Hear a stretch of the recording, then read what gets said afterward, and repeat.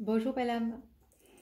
Alors je fais cette vidéo concernant l'énergie pour le mois de février qui est donc le mois numéro 2 qui correspond donc à l'arcane du tarot de Marseille, la papesse. Donc la papesse nous invite à lever les voiles, hein, voilà, à vraiment lever les voiles, nous invite à ne plus être profane devant son temple, donc à l'intérieur de soi. Nous invite, là il y a le livre de la connaissance qui est de couleur chair, donc nous invite à vraiment en étant à l'intérieur de soi, dans toute notre matière, notre corps, il y a toutes les informations. Maintenant, il suffit simplement, puisque l'année universelle, nous sommes dans l'année du chariot, il vous suffit vraiment, c'est tellement simple, il vous suffit de trouver des moments où vous allez vous arrêter afin de pouvoir ressentir ce qui se passe dans votre temple pour retrouver l'unité. Alors l'unité, c'est avec votre mental et la force de vie, hein, la dichotomie, la dualité, la division. On connaît tous, hein, entre deux, ça n'arrête pas. Hein. Donc là, avec la papesse, l'énergie de la papesse, nous avons la possibilité de retrouver l'unité, d'être vraiment en harmonie avec notre mental, bien sûr nous en avons besoin, et notre force de vie qui est notre intuition, notre petite voix intérieure, notre Bouddha, notre Christ, notre enfant intérieur, comme j'ai expliqué, chacun l'appelle comme il le souhaite. Et le mois de février est vraiment propice à retrouver l'union totale avec nous-mêmes. La papesse aussi, le numéro 2. Donc il est possible que vous ayez aussi des nouvelles rencontres, des contrats à signer, nouveau travail, un conjoint, des rencontres affectives, même professionnelles, l'échange, justement, la bienveillance, et en plus des projets, mais qui sont vraiment solides, puisque toutes les personnes qui ont choisi la voie du cœur, hein, sur le chemin, donc le pont, comme j'ai expliqué le pont, hein, de passer d'un état de conscience à un autre état de conscience, ont quand même appris à discerner.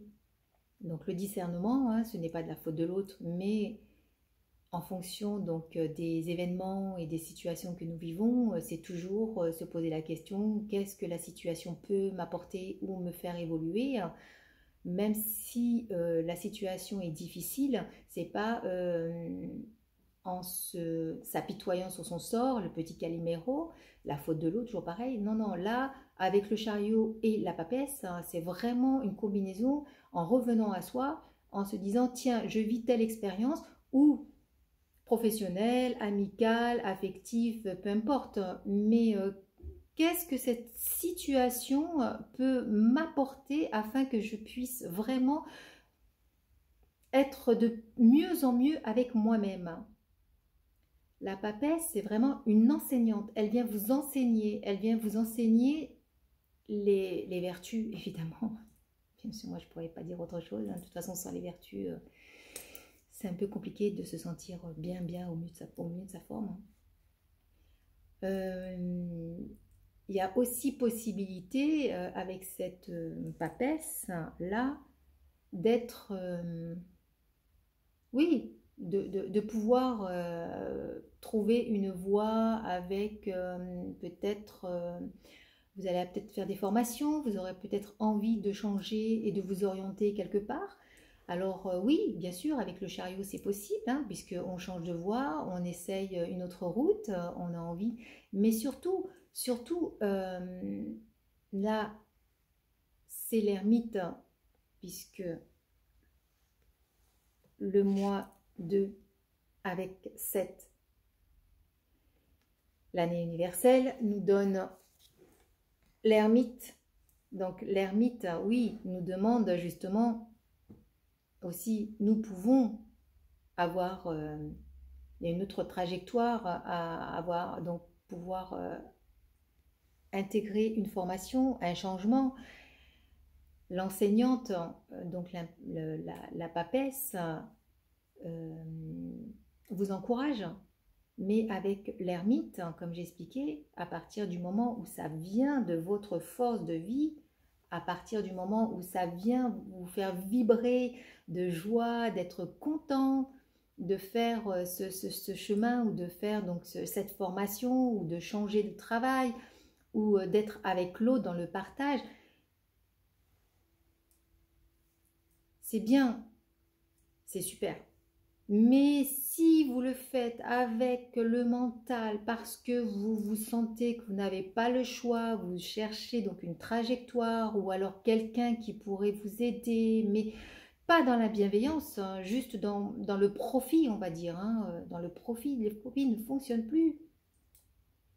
Tout ce qui est profit, profitage, qui reste très égoïste, ça ne fonctionne plus. Vous n'allez pas être bien dans votre corps. L'énergie du mois de février est vraiment intéressante, hein, à partir du moment où vous vous laissez imprégner chaque jour, chaque moment de votre journée, de ressentir ce qui se passe. Si vous avez une douleur dans le corps, on inspire, on accueille, on accepte que ça se libère. Si vous cherchez dans votre mental pourquoi vous avez la douleur, ah bon, allez chercher sur internet, je ne sais pas, et tout, vous allez vous éparpiller. La papesse, c'est le mois numéro 2. Donc on nous demande vraiment de nous unir, un et un. L'énergie du yang, l'énergie d'unir. Le féminin, le masculin, la droite, la gauche, le mental et la force de vie. Elle demande l'union. Elle nous invite à l'union. Et l'union, c'est lorsque nous sommes dans l'inspiration et l'expiration, ça nous permet de redescendre et de nous reconnecter à notre force de vie. Et la force de vie vous donnera toujours, toujours, toujours la bonne réponse.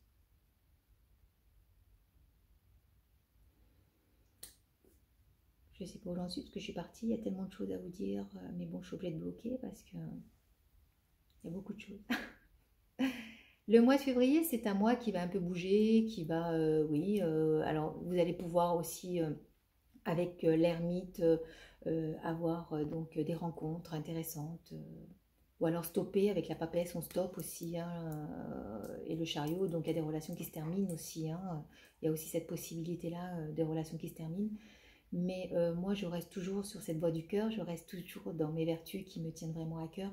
Et c'est vrai que vous avez beau savoir que vous êtes tel signe astrologique, que telle énergie, que nous sommes là, le mois 2, la papesse, réunis, nous sommes l'ermite avec l'énergie universelle numéro 7, le chariot, c'est très bien, je veux dire, c'est une connaissance, c'est un plus, c'est super. Mais on ne s'enferme pas là-dedans, justement pas du tout. La seule chose qui vraiment va vous apporter le mieux possible, enfin le mieux être à l'intérieur et qui va vous déverrouiller au niveau de vos nœuds, aussi émotionnels et les mots physiques aussi, hein, et psychiques aussi, hein, petit à petit. Hein. Mais c'est vraiment en vous arrêtant, en inspirant, en expirant, qui est vraiment la première des nourritures. Donc le chariot nous le rappelle, la papesse vient nous le dire. Il faut arrêter d'être devant, mais à l'intérieur. Et en plus avec l'énergie donc de l'ermite, c'est la doucement. L'ermite, c'est vraiment la patience, c'est doucement, c'est une arcane. Un arcane qui nous demande d'être à l'intérieur de nous-mêmes. Alors je répète toujours la même chose, c'est pour ça que je vais peut-être pas faire chaque mois des vidéos parce que je répète toujours la même chose. Mais peut-être en répétant toujours la même chose, ça va vous permettre d'être dans vos discernements, c'est-à-dire que plus vous êtes dans votre discernement, à savoir dans la minute, pourquoi vous pensez ci, pourquoi vous dites ça et pourquoi vos gestes font ça. Ça va vous permettre de vous régler et d'essayer justement, vous dire si c'est mon mental qui pense trop, non. J'inspire, j'expire, j'essaye de trouver donc un petit peu l'harmonie, j'essaye de trouver la douceur, la sagesse, afin de pouvoir avoir des pensées plus claires et des paroles plus gentilles, faire attention à ce que vous dites, hein, vos mots sont importants, et vos gestes aussi. Hein, donc là, plus que jamais, c'est revenir à soi et maîtriser l'ego, maîtrisez-vous, maîtriser les émotions. On en a besoin des émotions, mais quand elles sont trop débordantes, ça va pas, on n'est pas bien. Alors je voulais aussi partager avec vous. Souvent, on nous dit que on est des personnes. Voilà, vous êtes une personne, j'ai rencontré des personnes, il y a des personnes, etc. Mais le mot personne, pour moi, résonne sur personne. Personne. Et donc l'être humain, toute sa vie, cherche à être quelqu'un. Alors, on fait tellement de choses pour être quelqu'un, alors que finalement, nous ne sommes jamais un quelqu'un, nous ne sommes jamais un, puisque nous sommes tous unis. On nous a leurré, hein. Voilà, juste, je voulais partager ça avec vous. Je vous souhaite le meilleur et surtout, ne restez pas devant votre temple et intégrez votre temple. Ne soyez plus profane, mais intégrez votre temple. Ça va vous permettre de vous sentir beaucoup mieux. Voilà, c'était Nadia. Prenez soin de vous, de cœur à cœur.